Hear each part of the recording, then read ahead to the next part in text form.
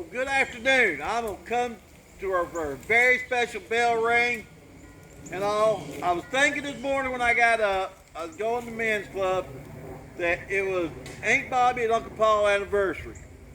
Well, I went to the men's club, I came back from church, and I really kind of forgot about it. And I didn't go back through my memories today.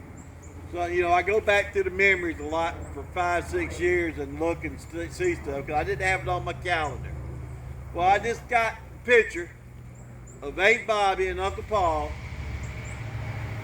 Their 67th wedding anniversary. So, happy anniversary, Aunt Bobby and Uncle Paul. Hope you take time and look at this on your little tablet this afternoon. Love y'all very much. It's been a wonderful 67 years. I know it's been a tough few years on you being separated, but that's a great accomplishment. That's a long time. Cherish it. I'm gonna cry.